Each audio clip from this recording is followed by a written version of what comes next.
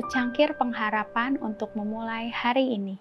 Henokh, seorang anak Allah, berjalan dengan Bapa. Dan Henokh hidup bergaul dengan Allah, lalu ia tidak ada lagi, sebab ia telah diangkat oleh Allah. Kejadian 5 ayat 24. Tentang Henokh ada tertulis bahwa ia hidup 65 tahun lamanya, lalu beroleh seorang anak laki-laki.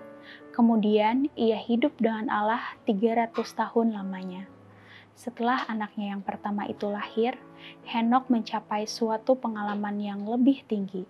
Ia tertarik kepada hubungan yang lebih dekat dengan Allah. Ia menginsafi lebih sempurna segala tanggung jawab dan kewajibannya sebagai seorang anak Allah.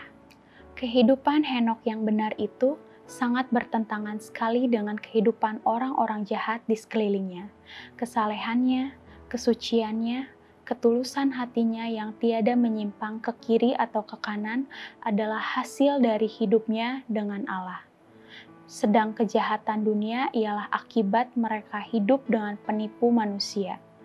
Belum pernah ada dan tidak akan pernah ada suatu abad ketika kegelapan moral atau begitu gelap seperti ketika Henokh hidup dalam kebenaran yang tiada tercela.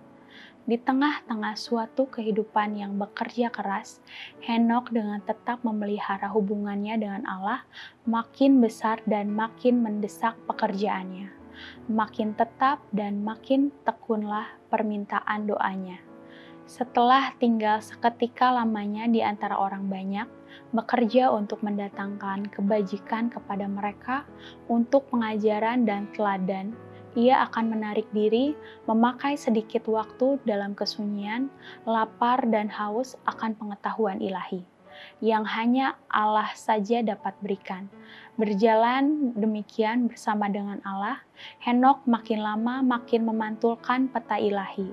Wajahnya bersinar-sinar dengan cahaya yang suci, bahkan cahaya yang bersinar pada wajah Yesus.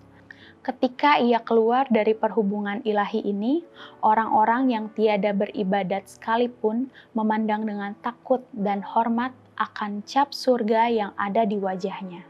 Kita pun juga haruslah hidup dengan Allah. Kalau kita berbuat ini, maka kita akan diterangi oleh kemuliaan hadirat-Nya. Dan apabila kita bertemu satu sama lain, kita akan berbicara tentang kuasa-Nya, mengatakan puji Allah, Tuhan itu baik dan firman Tuhan itu baik. Maka orang-orang yang akan diubahkan kelak pada penutupan waktu ialah orang-orang yang berhubungan dengan Allah di dunia ini. Demikian renungan kita hari ini. Selalu mulai hari ini dengan secangkir pengharapan.